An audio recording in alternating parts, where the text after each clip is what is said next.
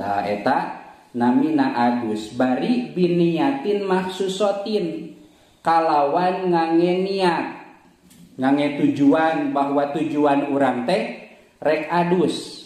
Mantap, tujuan urang rek adus teh lamun tiasa mah pas cai ngocor pas urang boga tujuan adus. Bahkan di palemuran mah tujuan adus teh sok bari dikeretegeun nya. Niat abdi adus ngilangkeun hadas ageng pardu karena Allah Ta'ala. Komo sok jeung make bahasa Arab nama nawaitul gusla li robi hadasil akbari pardu lillahi ta'ala.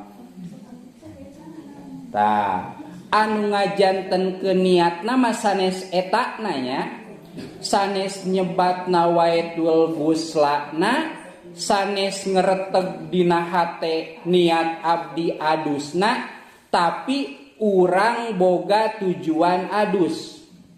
Kan ari tujuan mah sanajan teu dikeretegeun ge jadi nya. Contoh urang di jalan keur leumpang tadi reka madrasah. Urang boga tujuan boga teu kasar teuing boga gaduh atunya. Urang gaduh tujuan gaduh reka mana ye? Reka madrasah rek mingguan.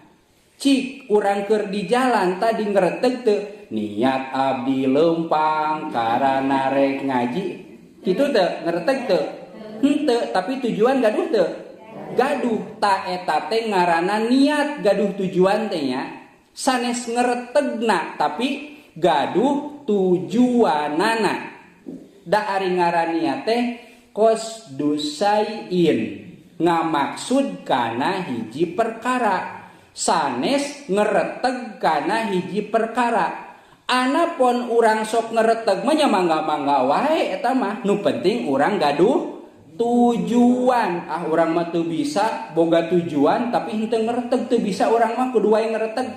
Mangga ngan peda tiasa wae gaduh tujuan tapi henteu ngereteg. Gambaranna nama jiga tadi nuju mapah di jalan henteu urang teh nyebut niat abdi mapah dina hate teh henteu galecok we ngobrol jeung nu gigireun. Tapi orang gaduh naon? Gaduh tujuan rek ngaos ta eta teh ngaranna niat. Sabab ari ngaran niat teh ngamaksud kana hiji perkara bari dibarengan jeung migawena qasdus syai'i muktaronan bipilihi. Berarti orang di dia terus nganiatan ngaos entos sanajan teu niat abdi ngaos tah sanajan teu nyebut kitu tapi dina hate gaduh tujuan ka dieu teh bade naon? Bade ngaos ta eta teh ngaranna niat. Sanajan geus ka dieu na mah nunutan, ngobrol atawa naon we nya. Eta teh tos diniatan nya tos kenging niatna teh. Tah jadi ieu ge pas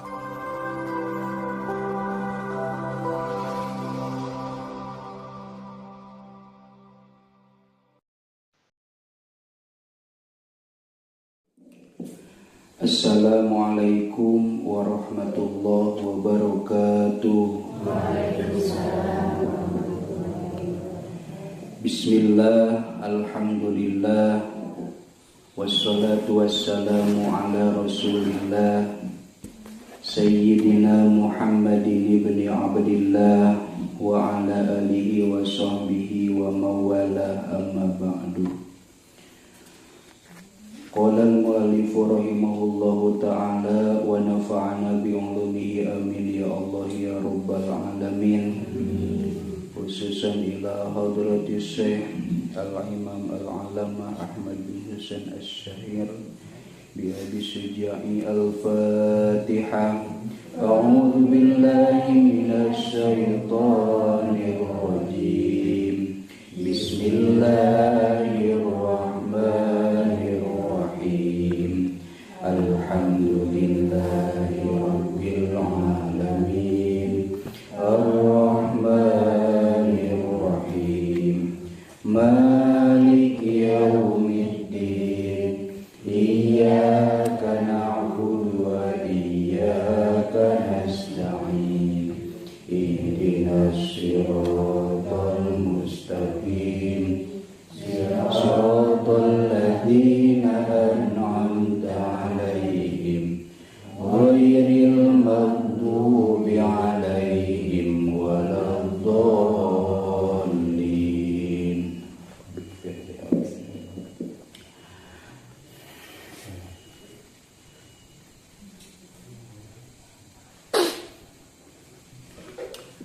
Puji sinareng syukur kagungan Allah Subhanahu wa ta'ala.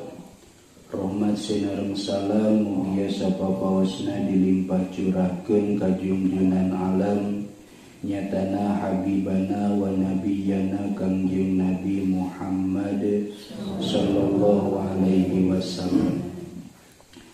Tehilap kakulawargina para sahabatna tabi'in atba'ut tabi'in bahkan dugi ka umatna dugi ka yaumil jaza pamudah-mudahan ngingingkeun syafaat anjeunna amin. Tibayun sejeng ngahaturkeun nuhun ka pangatur waktu pangjajab acara anu parantos masihan waktos kangge ngalajengkeun hanca garapan darsan anu dicandak tina fan fikih kitab Fathul Qorib At-Tanafi Al-Hasyiyah Bajuri. Hadirin rahimakumullah. Bismillahirrahmanirrahim. Faslun fi mujibil ghusli. Atau siap ieu? Dina ieu pasal teh bade nyarioskeun anu ngawajibkeun kana adus. Dan amina ge ngaderesnya tos terang salaresna mawang samikeun we ieu mah. Urang osok adus. Naon ari adus teh?